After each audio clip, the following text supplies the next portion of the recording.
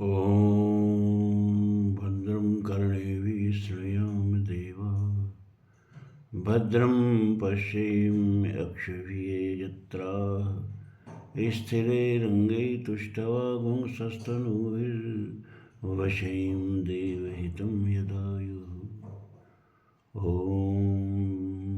स्वस्ति नः इन्द्रो वृद्धश्रवाः स्वस्ति नः पूषा विश्ववेदाः स्वस्ति नस्तारक्षो वरिष्ठिनेमि स्वस्ति नः बृहस्पतिर्दधातु।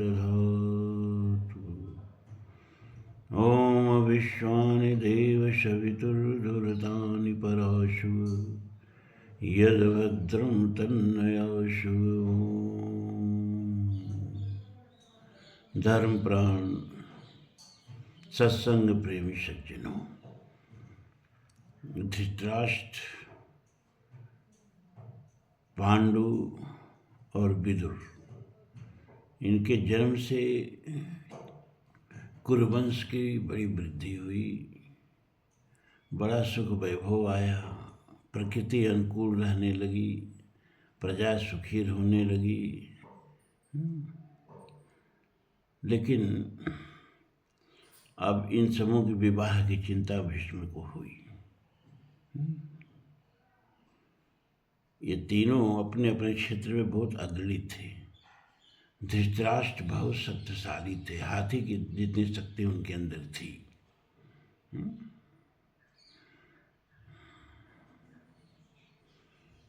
इतनी शक्ति थी कि जब पूरा महाभारत हो गया और कुरुवंश का तो पूरी तरह विनाश ही हो गया, ये पांडव बचे थे। जब ये लोग धृतराष्ट्र के यहाँ उनको प्रणाम करने गए, उनका आशीर्वाद लेने गए, तो एक एक करके धृतराष्ट्र सबको हृदय से लगाते थे। तो युधिष्ठिर को हृदय से लगाया, लेकिन जब भीम का नंबर आया तो कृष्ण भगवान जानते थे कि धृतराष्ट्र के सभी पुत्रों का वध, करीब 99 पुत्रों का वध भीम ने ही किया था। तो भीम के प्रति उनके मन में क्रोध जरूर होगा। तो उन्होंने लोहे का एक भीम के आकार का आकृति बना करके अब भीम की जगह पर उस आकृति को आगे बढ़ा दिया, लोहे का एकदम। तो धृतराष्ट्र ने जब उसे हृदय से लगाया तो इतनी जोर से दबाया कि वो लोहा टकरा के टूट गया। इतनी ताकत थी धृतराष्ट्र में। पांडु सर्वश्रेष्ठ धनुर्धर थे। पृथ्वी पर उस समय उनके समान धनुर्धर कोई नहीं था। और उन्होंने बहुत सारी दिग्विजय भी की, बहुत सारे क्षेत्रों को जीत के कुरुवंश की वृद्धि भी की। और विदुर उस समय धरती पर सबसे ज़्यादा धर्मशास्त्र के ज्ञाता थे, क्योंकि धर्मराज के अवतार ही थे, तो धर्मशास्त्र के ज्ञाता तो होंगे ही। धृतराष्ट्र जी जन्मांध थे। विदुर दासी पुत्र थे, इसलिए राजगद्दी के अधिकारी महाराजा पांडु ही हुए। उन्हीं को गद्दी पर बैठाया गया, क्योंकि धृतराष्ट्र जन्मांध थे और विदुर जो थे दासी पुत्र थे, शूद्र थे। तो गद्दी पर पांडु को ही बैठाया गया। अब इन सबों के विवाह की चिंता जब भीष्म को हुई तो भीष्म ने सुना कि गांधार राज सुबल की पुत्री गांधारी सब गुणों में सर्वश्रेष्ठ है, संपन्न है। और उसने भगवान शिव की आराधना की और आराधना करके 100 पुत्रों का वर भी मांग लिया है। तो भीष्म ने गांधार राज के पास दूत भेजा। पहले तो सुबल अंधे वर को स्वीकार करना नहीं चाह रहे थे, लेकिन भीष्म के भय से, उस समय भीष्म का पूरी धरती पर एक तरह से क्या कहें उसको, प्रताप था। लोग भय खाते थे। इसलिए उनकी आज्ञा का उल्लंघन लोग करना नहीं चाहते थे या करने का साहस नहीं करते थे। तो सुबल महाराज बहुत कुछ विचार करके शकुनी के साथ गांधारी को हस्तिनापुर भेज दिए। तो यहाँ धृतराष्ट्र और गांधारी का विधिवत विवाह हुआ। लेकिन जब गांधारी ने सुना कि मेरे पति जन्मांध हैं, तो उसने सफ़ेद कपड़ा लेकर उसको कई चपत करके और अपनी आँखों पर बांध दिया कि जब हमारे पति कुछ नहीं देखेंगे तो आज से हम भी कुछ नहीं देखेंगे। और वह बड़ी पति परायणा साध्वी स्त्री थी और हर तरह से पति की सेवा करने लगी। और महाराज पांडु का विवाह जो है आप लोग जानते ही हैं, कुंती से हुआ। ये कुंती कौन थी? यदुवंशी कन्या थी। यदुवंशी सूरसेन की प्रथा नामक पुत्री हुई। वसुदेव जी इसके सगे भाई थे, जो कृष्ण के पिता थे, वो कुंती के सगे भाई थे। सूरसेन की पुत्री थी कुंती और सूरसेन के पुत्र थे वसुदेव। लेकिन कुंती का नाम वहाँ कुंती नहीं था, कुंती का नाम प्रथा था। कुंती का नाम तो बाद में पड़ा। अब सूरसेन इस कन्या को अपने मित्र कुंती भोज को दे दिए, क्योंकि उनके संतानें नहीं थी, उनको दे दिया। तब से इसका नाम कुंती पड़ गया। कुंती भोज राजा को एक तरह से गोद दे दिए, तो वहाँ उसका नाम जाके कुंती पड़ा। अब ये कुंती भी बड़ी सुंदर थी, सात्विक थी, गुणवती थी और कई राजाओं ने उसका हाथ मांगा, लेकिन कुंती भोज ने उसका हाथ नहीं दिया। उन्होंने स्वयंवर रचा। तो स्वयंवर में कुंती ने महाराजा पांडु के गले में जयमाला डाल दी, तो पांडु से उसका विवाह हो गया।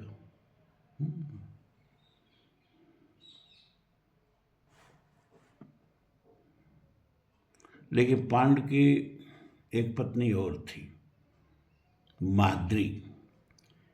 यह मध्य देश के राजा शल्य की बहन थी और शल्य ने भी खुशी खुशी उसका हाथ पांडु के हाथ में दे दिया। तो पांडु की दूसरी पत्नी जो है वो माद्री हुई।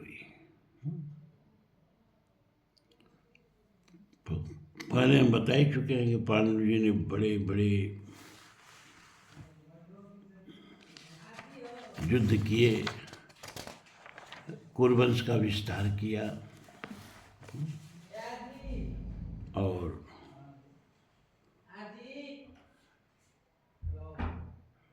भीष्म जी ने सुना कि राजा देवक के यहाँ एक सुंदरी गुणवती दासी है। उन्होंने उसे मांगकर परम ज्ञानी विदुर जी के साथ उसका विवाह कर दिया और उसके गर्भ से विष्णु के समान, विदुर के समान ही कई गुणवान पुत्र उत्पन्न हुए। इस तरह से कुरुवंश की वृद्धि हुई, सभी का विवाह हुआ। अब धृतराष्ट्र के पुत्रों का जन्म और उनका नामकरण की कथा आती है। तो एक बार महर्षि व्यास हस्तिनापुर गांधारी के पास आए। गांधारी ने उनकी बड़ी सेवा शुश्रूषा की। तब उन्होंने प्रसन्न होकर वर मांगने को कहा। तो गांधारी ने अपने पति के समान ही बलवान 100 पुत्रों का वर मांगा और व्यास जी से 100 पुत्र पाने का वर पुनः शिव जी से तो प्राप्त की ही थी, व्यास जी से भी 100 पुत्रों का वर पाने का वर मिल गया उसको। और गांधारी को गर्व भी हो गया। कुंती से पहले गांधारी को गर्व हुआ। कुंती के गर्भ से युधिष्ठिर पैदा हो चुके थे, क्योंकि गांधारी का गर्भ तो पहले आया था, लेकिन 2 वर्ष तक उसका गर्भ से बच्चा पैदा हुआ ही नहीं। और 2 वर्ष के बाद बच्चे की जगह एक मांसपिंड पैदा हुआ। तो गांधारी ने सोचा कि इसको तो फेंकवा दें, क्या करें हैं? लेकिन तब उसी समय भगवान की ऐसी कृपा की व्यासदेव आ गए। उन्होंने कहा, अरे फेंकवाना मत, 100 ठे कूप बनवाओ मिट्टी का छोटा छोटा, और उसमें घृत से भर दो, और इस मांसपिंड पर ठंडा जल छिड़को। ये 100 टुकड़ों में 101 टुकड़ों में बट जाएगा। तो इसके 101 टुकड़ों को सब कूपों में रखो, तो कुछ समय बाद इनमें से बच्चे निकलेंगे। तो हुआ भी यही। तो 100 कूपों से तो 100 दुर्योधन के समेत भाई उसके पैदा हुए, और 101वां कूप था, उससे एक कन्या पैदा हुई जिसका नाम दुश्शला रखा गया। क्या रखा गया? दुश्शला। इस तरह कुंती के कुल 100 पुत्र हुए। अरे क्षमा करें, गांधारी के कुल 100 पुत्र हुए। कुंती के 3 और माद्री से 2 पुत्र उत्पन्न हुए। उनकी कथा आगे आएगी कि वो पुत्र कैसे उत्पन्न हुए। अब यहाँ आपको हम गांधारी के 100 पुत्रों का नाम बता रहे हैं, दुर्योधन के 100 भाइयों का नाम। वो इस प्रकार थे। दुर्योधन सबसे बड़ा था, और उससे छोटा भाई जो था युत्स था। दुर्योधन के बाद युत्स, इसके बाद दुशासन, दुस्सह, दुश्शल, जलसंध, सम, सह, विंद, अनुबिंद, दुर्धर्ष, सुबाहु, दुर्धर्षण, दुर्धर्षणम, दुर्मुख, दुष्कर्ण, कर्ण, विविंशति, विकर्ण, शल्व, सुलोचन, चित्र, उपचित्र, चित्राक्ष, चारुचित्र, शरासन, दुर्मद, दुर्विग्रह, विवित्सु, विकटानन, कर्णनाभ, सुनाभ, नंद, उपनंद, चित्रबाण, चित्रवर्मा, सुवर्मा, दुर्विमोचन, अगोबाहु, महाबाहु, चित्रबाहु, चित्रकुंडल, भीमवेग, भीमबल, बलाकी, बलवर्धन, बलायुध, सुषेण, कुंडधार, महोदर, चित्रायुध, निषंगी, पाशी, बृंदारक, दृढ़वर्मा, दृढ़ध्वज, सोमकीर्ति, अनूदल, दृढ़संध, जरासंध, सत्यसंध, सुवाक, उग्रश्रवा, उग्रसेन, सेनानी, दुष्पराजय, अपराजित, कुंडशाई, विशालाक्ष, दुराधर, दृढ़हस्त, सुहस्त, वातवेग, सुवर्चा, आदित्य केतु, वहवासी, वागदत्त, अप्रयायी, कवची, क्रंदन, कुंडी, उग्र, भीमरथ, वीरबाहु, अलोलुप, अभय, रौद्रकर्म, दृढ़रथाश्रय, अनायुध, कुंडभेदी, चिरावी, प्रमथ, प्रमाथी, दीर्घ रोमा, दीर्घबाहु, महाबाहु, व्यूढोरस्क, कनकध्वज, कुंडासी और बिरजा। कन्या का नाम दुस्सला था। ये सभी बड़े वीर थे, सूरवीर, प्रतापी सब थे। अब ये 100 नाम तो धृतराष्ट्र को भी याद रहा होगा कि नहीं, वो तो व्यास जी ने लिख दिया, तो हमने आप लोगों को सुना दिया। इस 100 नाम याद करना इतना आसान है, जिसका बेटा रहा होगा उसको भी नाम नहीं याद रहा होगा सबका। अब पांडु जी बहुत शिकार करते थे, शूरवीर थे ही, धनुर्धर भी बड़े श्रेष्ठ थे, शिकार पर प्रायः जाया करते थे। और अपनी पत्नियों को साथ लेकर के जंगलों में उनको वास करना अच्छा लगता था, शिकार पर जाना अच्छा लगता था, और सेना के साथ और अपने पूरे सभी राजा महाराजा थे ना, रावटी पड़ती रही होगी जंगल में, और वहाँ कुछ दिन रहते थे, शिकार करते थे। तो एक बार एक हिरण और एक हिरनी आपस में काम क्रीड़ा कर रहे थे, और महाराजा पांडु ने उन्हें देखा और बाण चढ़ा करके दोनों को मार दिया। जब दोनों घायल होकर गिर पड़े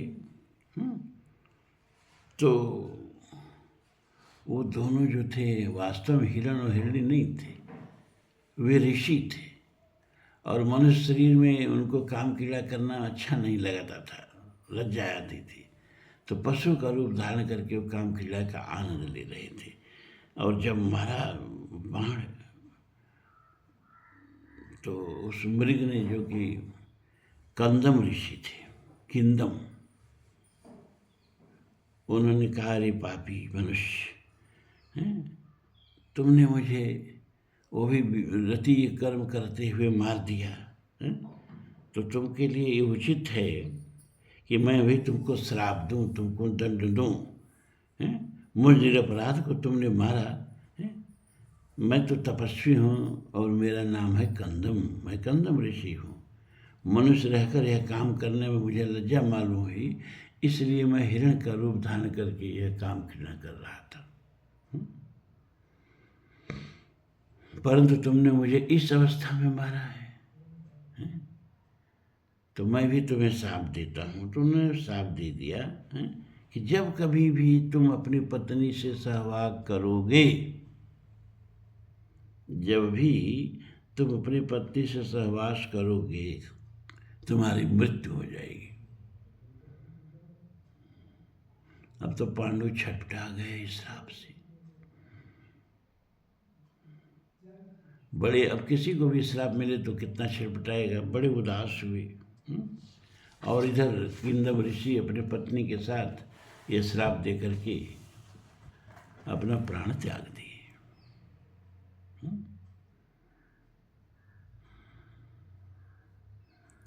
अब पांडु को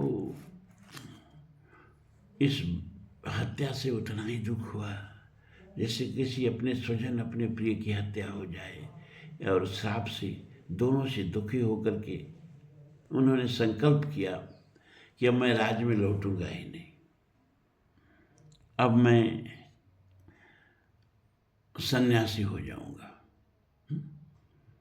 आया और अपनी पत्नियों से बताया कि भाई देखो, ऐसी ऐसी गलती हमसे हो गई, हमको ऐसा श्राप भी मिल गया, तो हमने सोचा कि अब इस जीवन में रहा ही क्या, तो अब हम संन्यास लेने का निर्णय कर रहे हैं। तुम लोग जाओ, हस्तिनापुर लौट जाओ और आराम से वहाँ अपना जीवन व्यतीत करो, अब मुझे संन्यास धर्म ग्रहण कर लेने दो। तो दोनों पत्नियां रोने लगी, कहीं नहीं, हम लोग आपका साथ नहीं छोड़ेंगे, हम लोग आपके साथ ही रहेंगे, दृढ़ ब्रह्मचर्य व्रत का पालन किया जाएगा और आपको मरने नहीं दिया जाएगा, लेकिन हम लोगों को त्यागिए मत। तो जब पत्नियों ने इतनी सिफारिश की, और वहाँ ऋषि मुनि भी रहते थे, धार्मिक राजा थे ना, तो जहाँ भी इनकी रावटी वगैरह पड़ती थी तो ऋषि मुनि लोग भी आ जाते थे। तो ऋषि मुनियों ने भी इनको समझाया कि राजन संन्यास भी मत लीजिए, और संन्यास की आपकी उम्र भी नहीं है, विगत मन संन्यास लेत नहीं आवत आम घरों सो। तुलसी ने कहा कि बिना परिपक्व हुए संन्यास लेना ऐसे ही है जैसे कि कच्चे घड़े में पानी डाल देना।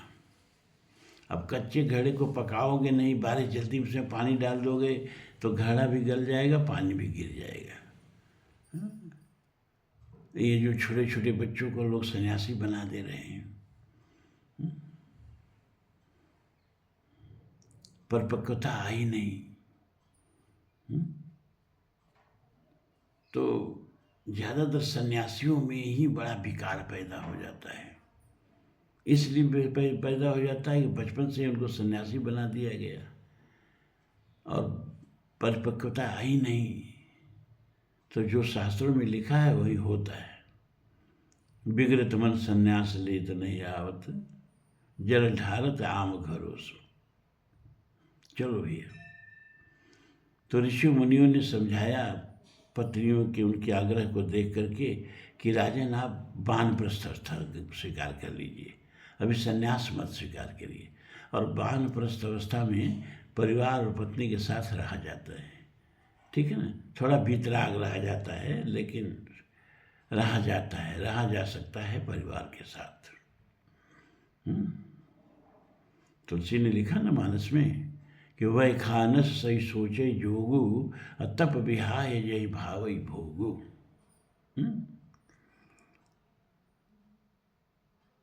50 बार यदि भोग में मन लग रहा है, क्योंकि वह अब वानप्रस्थ की अवस्था है 50 से 75, और उसमें भी अगर विषय वासना में मन जा रहा है तो आदमी सोचनीय है। तो उन्होंने वानप्रस्थ अवस्था स्वीकार कर ली और पत्नियों के साथ जंगल में ही रहने लगे। अब वहाँ पुत्र तो उत्पन्न कर नहीं सकते, क्योंकि सहवास करते ही उनकी मृत्यु हो जाएगी, तो पूर्ण ब्रह्मचर्य का जीवन जीने लगे। लेकिन उनको देवताओं से दोनों पत्नियों से 5 पुत्रों की प्राप्ति होती है। अब वो प्राप्ति कैसे होती है, ये अगली कथा में आपको हम बताएंगे। ये कथाओं को भी जानना जरूरी है, क्योंकि हमारे पूर्वज यही कथा कहते सुनते उनका मन बना, उनकी संस्कृति बनी, उनका आचार व्यवहार बना, है ना। तो हमको अपना अतीत, अपनी संस्कृति जाननी चाहिए, है ना।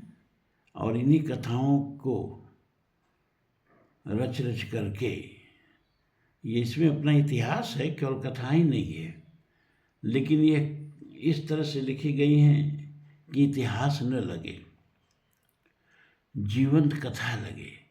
इतिहास हमारे जीवन को प्रभावित नहीं करता है। अकबर हमारे जीवन को कहाँ प्रभावित कर रहा है? ये जो ब्रिटिश शासक गवर्नर यही सब हमारा इतिहास है। 1000 वर्ष का इतिहास तो यही है, गुलामी का इतिहास है। तो हमें कहाँ प्रभावित कर रहा है?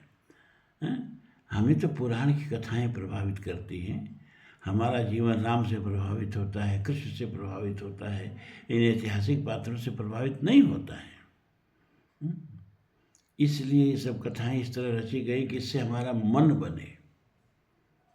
एक बार शायद हर तरह के कार्यक्रमों में तो हम जाते ही रहते हैं ना, तो एक कार्यक्रम में गए तो उसमें कुछ नेता लोग भी थे और वो मिला जुला कार्यक्रम था। ज़्यादातर तो हम आध्यात्मिक कार्यक्रमों में ही जाते हैं, लेकिन वह आध्यात्मिक प्लस राजनीतिक कार्यक्रम था। नेता लोग जिस मंच पर हो जाएं वो आध्यात्मिक कार्यक्रम ही रहे तो राजनीतिक कार्यक्रम हो जाता है। तो उसमें नेताजी अपना भाषण दिए कि धर्म जो है हमारे समाज को बांट रहा है, सारे हमारे झगड़ों का जड़ भी धर्म ही है।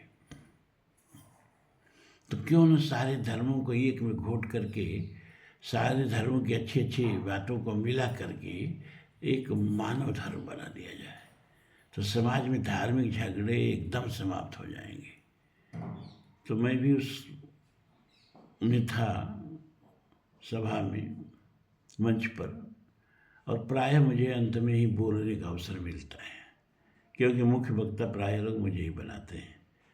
तो अंत में मुझको जब अवसर मिला तो हमने कहा, भाई नेताजी ने कहा कि क्यों न सारे धर्मों को घोट करके एक मानव धर्म बना दिया जाए, सारे धर्म का झगड़ा जो है मिट जाएगा। लेकिन आजकल हम देख रहे हैं कि धर्म के झगड़े कम हो रहे हैं, राजनीति के झगड़े ज़्यादा हो रहे हैं। राजनीतिक दल के कार्यकर्ता आपस में रोज़ सर फुटबॉल करते हैं, रोज़ झगड़ा करते हैं, यहाँ दंगा वहाँ दंगा, सब तो राजनीति की वजह से होता है, सब वोट के लिए होता है। तो क्या ऐसा नहीं हो सकता है कि भारत में जितने राजनीतिक दल हैं, कांग्रेस है, भाजपा है, सपा है, बसपा है ना, राजद है, और उधर टीएमसी है, उधर दक्षिण की सब पार्टियां हैं। इन सारी पार्टियों को घोट करके, इनकी अच्छी अच्छी बातों को मिला करके एक राष्ट्रीय पार्टी बना दी जाए, सभी पार्टियों को विलय कर दिया जाए। नेताजी बीच में बोल पड़े, अरे ये संभव कैसे है? सपा और भाजपा एक कैसे हो जाएगी? कांग्रेस और भाजपा एक कैसे हो जाएगी? सभी पार्टियां एक हो सकती हैं, लेकिन भाजपा को तो नहीं लिया जा सकता है। हमने कहा कि तो धर्म ही आपको ज़्यादा झगड़ा कराते हुए लग रहा है, हैं? अरे धर्म ही वो है जिसकी उंगली पकड़ के मनुष्य जो है पशु से मनुष्य बना। महाभारत में एक श्लोक आता है कि न वै राजा आसीत न दंडो न च दांडिकः धर्मेणैव प्रजा सर्वा रक्षत तस्मै परस्परम। न तब राजा थे, न राज्य था, न दंड था, न दांडिक थे। धर्म ही सब मनुष्य को शासन करता था, धर्म ही सबको नियंत्रण में रखता था। आज भी हम धर्म से ज़्यादा सदाचरण करते हैं, पुलिस के डर से बहुत कम लोग करते हैं। तो वह धर्म जो समाज में व्यवस्था का एक मजबूत आधार है, उसको तो आप मिटा देना चाहते हैं। जिसमें धर्म ये नहीं है, धर्मनिरपेक्ष बनना चाहते हो आप लोग, उसको आप जिंदा रखना चाहते हो। अरे भाई, हिंदू, मुसलमान, सिख, ईसाई एक नहीं हो सकते। ये मेरी बात आप ध्यान से सुन लीजिए। लोग कहते हैं कि अरे हिंदू का बच्चा मुसलमान, हिंदू का खून, मुसलमान का खून, सिख का खून, ईसाई का खून, यहूदी का खून एक जगह रख दो तो कोई बता पाएगा कि हिंदू का खून है कि मुसलमान का है कि सिख का है कि ईसाई का है? जब बच्चा पैदा होता है तो हिंदू पैदा होता है कि मुसलमान पैदा होता है कि सिख पैदा होता है कि ईसाई पैदा होता है? वो तो इंसान का बच्चा पैदा होता है। एक फिल्म में गाना भी बना था, न हिंदू बनेगा न मुसलमान बनेगा, इंसान की औलाद है इंसान बनेगा। लेकिन मैं इससे सहमत नहीं होता हूँ। देखो भैया, हवा में तलवार भाजना एक अलग बात है, और यथार्थ पर पाँव रख के चलना एक अलग बात है ना। ये ठीक है कि पैदा होते समय बच्चा इंसान का बच्चा बन के पैदा होता है, लेकिन वहाँ से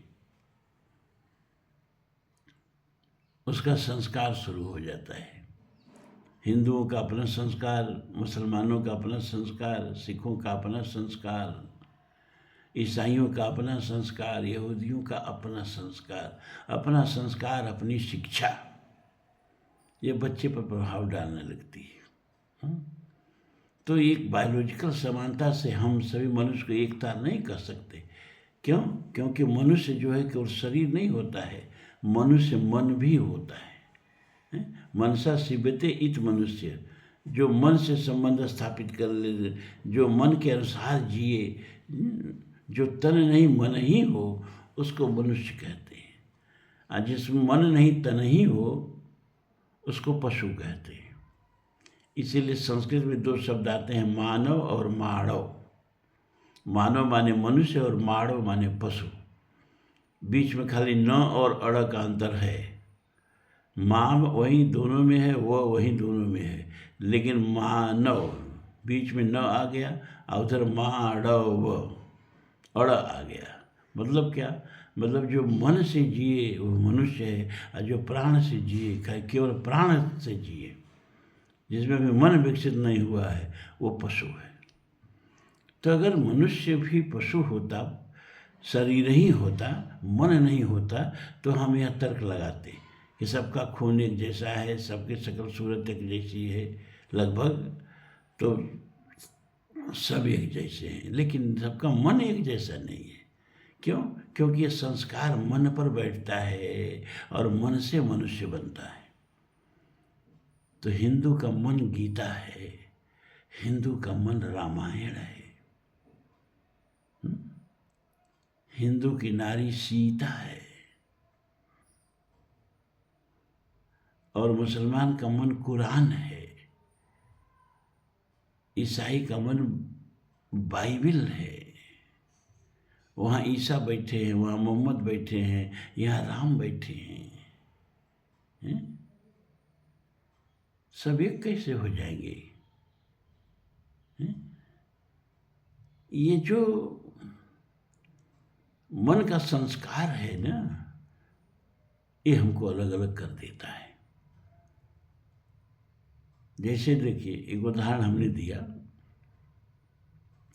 कि बोर्ड की जब परीक्षा होती है, मान लो इंटरमीडिएट बोर्ड की परीक्षा हो रही है, तो बोर्ड के जहाँ परीक्षा हो रही है उस कक्ष में सब एक ही कक्षा के विद्यार्थी बैठे, सबको एक जैसी कॉपी बांटी जाती है। सबको एक जैसा प्रश्न पत्र बांटा जाता है। सबकी परीक्षा लेने वाला बोर्ड भी एक है, कॉपी भी एक है, प्रश्न पत्र भी एक है, पर्यवेक्षक भी एक है। तो फिर नंबर अलग अलग क्यों दिया जाता है? क्या इतनी समानता कम है समान नंबर देने के लिए?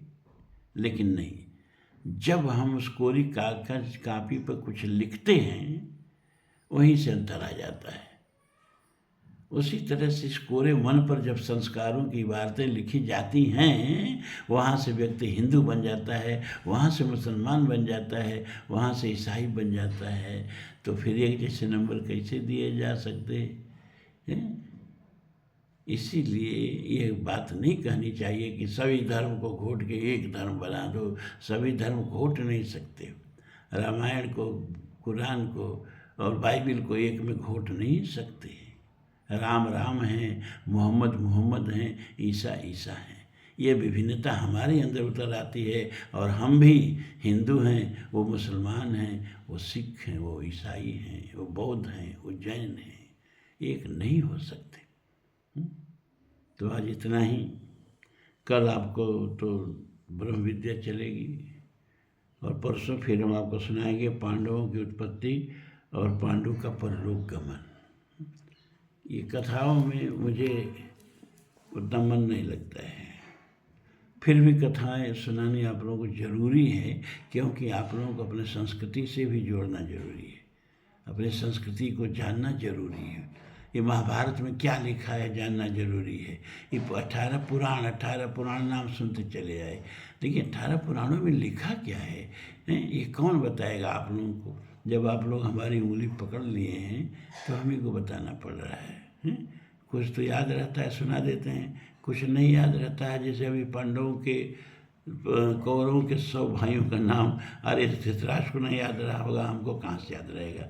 उसको हमको लिख करके सुनाना पड़ता है आप लोग। तो आज इतना ही। ओम पूर्णमदः पूर्णमिदं पूर्णात् पूर्णमुदच्यते पूर्णस्य पूर्णमादाय पूर्णमेवावशिष्यते।